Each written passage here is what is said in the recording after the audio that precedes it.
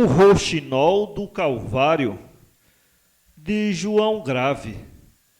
Voz, Iba Mendes. Conta um poema antigo em versos puros de cristal e ouro, cheios de evocação, de embalo, de ondulação e ritmo, este doce milagre. Era no Calvário, ao descer da noite branda e fulgente de estrelas. Já pelos cabeços dos montes, tocados numa cor fluida de lilás e ouro, a lua aparecia, fina e branca, acendendo em triunfo como um enorme lírio de luz, e o sol da Galileia, que toda a manhã flamejara e ardera em fogachos de braseiro, morria serenamente no ocaso. Em ranchos silenciosos, as pombas recolhiam os pombais ermos, as fontes mais desoladas choravam pelas colinas verdes, e as açucenas cândidas fechavam, tremendo, as corolas de neve. Havia apenas momento que Jesus fora pregado na alta cruz trágica, manchando a meia tinta do crepúsculo e estendendo numa angústia os seus dois braços de sombra. Lágrimas de sangue que a claridade expirante fazia brilhar como carbúnculos desprendiam-se da fronte do Nazareno e rolavam, redondas e vivas, pelo madeiro. O calor abafava. O centurião, hirto e brônzeo, erguia a pesada lança com um agudo ferro cintilando ao alto. De vez em quando, enxugava o suor da cara às costas da mão calosa.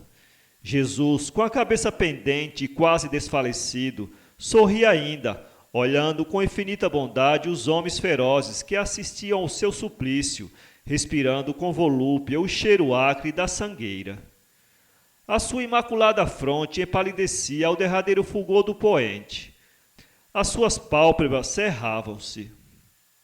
De longe chegavam os balidos das ovelhas regressando das pastagens ao redil, o som idílico e fugidio das canções de amor e de alegria.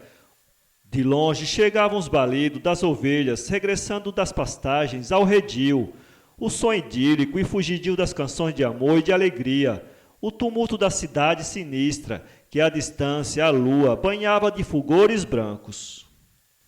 Perto da luz, as pobres mães desgraçadas, de braços tisnados e rostos enrugados e lívidos, levantando nos braços criancinhas inocentes, gritavam aos três justiçados: "Vede, vede!"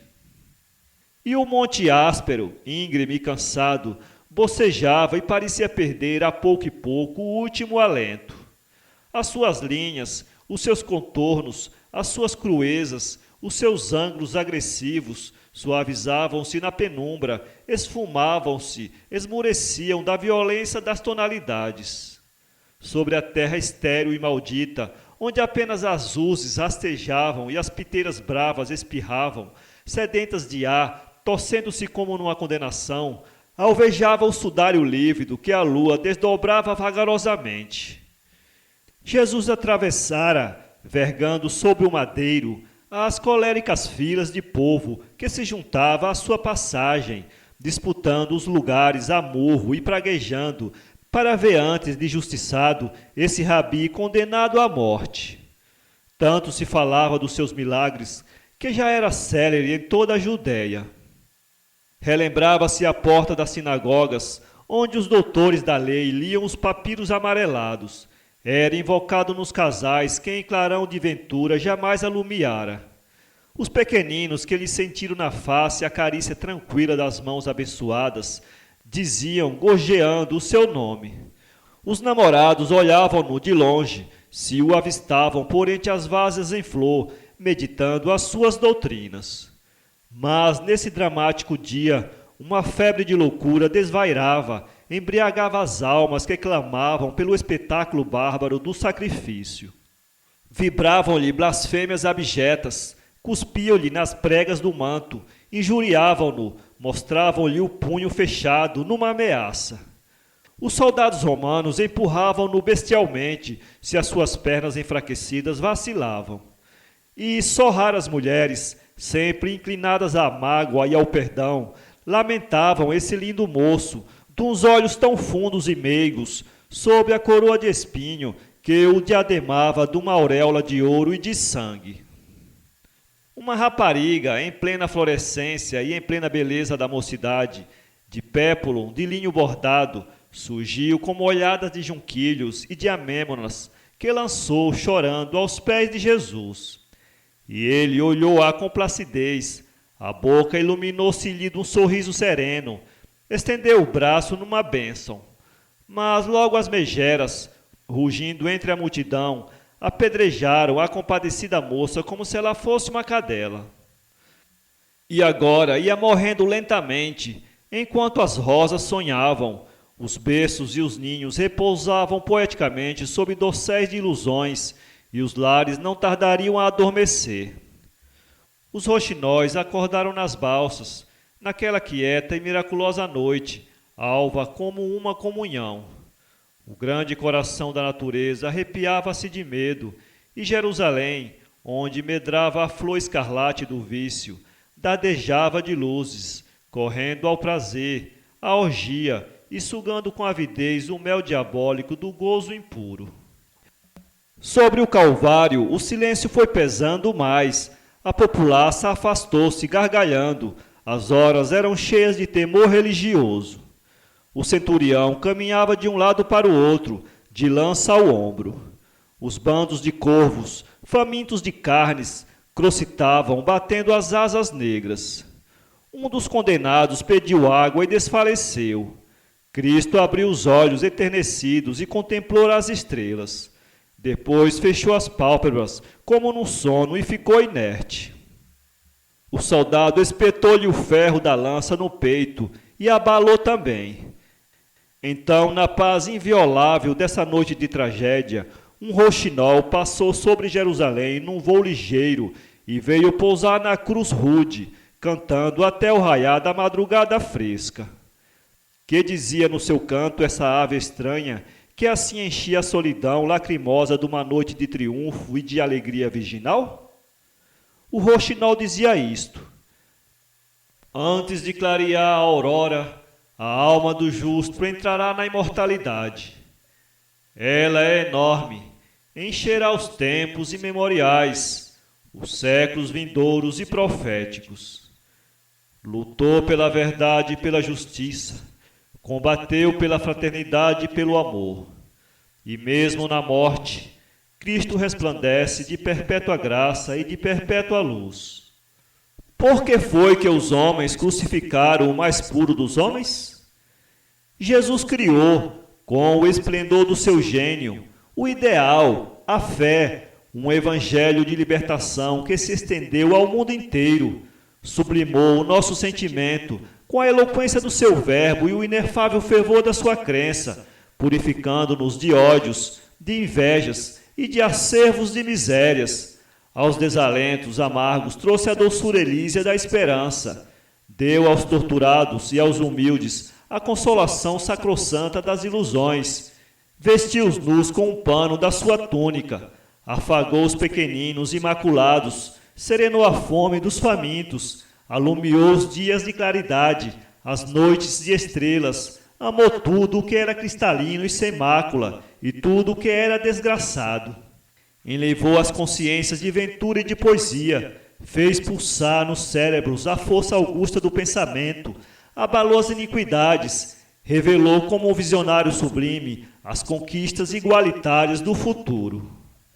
Do cimo da montanha da perfeição, a sua palavra poderosa revoou pelo universo, severa e terrível, varejando os despotismos e celebrando a bondade e a virtude.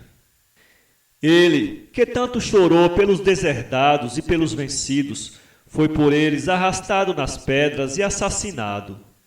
Disseram-lhe pragas as bocas pálidas a que tinha oferecido pão, arremessaram-lhe pedras as mãos que os seus lábios beijaram, coriscavam de raiva e de furor os olhos a que havia enxugado misericordiosamente as lágrimas ardentes. Mas a sua alma heróica, unção e candura, inocência e perdão, abençoou e perdoou. Por que o mataram, pois, os homens? Era irmão deles, este homem sem pecados, que humilhado um grande ideal guiava pelos despenhadeiros da vida. Atravessou faces e torpezas, com seu bordão de jasmim sempre florido, era o amor e o bem, venceu os perigos, zombou das tentações, espiritualizou tudo em que tocou. A natureza formou-lhe o gênio, e foi a natureza, mãe fecunda do que palpita, lateja e brilha, que o compreendeu. A noite da sua morte será eternamente bela, como este palho azul dos céus é transparente e lindo. Como é alvo este luar elísio que deixa nas próprias podridões a reluzir ósculos de luz. O ar refrigera como bálsamo, como a carícia de uma asa, e recende ao hálito virginal dos vergéis. E a alma de Jesus vai ascendendo para os intermúndios da suprema beleza. Afinal, esta morte era precisa. Oh, era precisa, ó condenados, para quem o mal tem seduções dominadoras. Ela vem dar maior relevo moral à epopeia que começou há 33 anos, num casebre perdido de Nazaré, e que terminou nesta cruz que rompe da incerteza, como um formidável ponto de interrogação. Se o sangue de Cristo não corresse, a verdade da sua obra talvez se apagasse. O sangue fecunda, vitaliza, dá voo e onipotência às ideias dominadoras. Há quantos séculos toda a existência se alimenta da morte. Os trigais, os frutos, as rosas, as relvas, as florestas sugam cadáveres. Toda a humana carne se desfaz, se pulveriza, se dispersa em poeira que as sonoras aragens revolvem nas espumas, nas folhagens, nos astros, nas areias, rias águas. Os chopos esguios, os ciprestes, os pinheiros são corações que dão ais de noite. Mas não se quebra o sagrado vaso que contém a essência. As formas são transitórias, as linhas corrompem-se, as aspirações efêmeras e vulgares envelhecem e tombam. Mas a alma, a ânsia, os relâmpagos do gênio vivem, cintilam, fulguram entre todas as escuridões, eternizando-se. A memória de Cristo, a redenção e o Espírito nunca mais esquecerá na humanidade. O seu gesto sem par, de revoltado, causará a admiração de poetas, santos, videntes e filósofos pelos tempos fora. Medita as suas parábolas, imita a sua bondade, homem mau, se queres vencer na terra mesquinha, que é, no entanto, vitória bem trivial. Cá embaixo sufocamos. O chão é estreito para as vaidades e para as vilezas. Levanta os braços, pousa o olhar nos infindáveis horizontes, respira, sobe, enobrece-te e diviniza-te. Vê o céu como é enorme no seu esplendor e no seu mistério. Eis o que dizia no seu canto esse roxinol profético sobre a cruz onde Cristo agonizava. Para ler esse conto, acesse www.poeteiro.com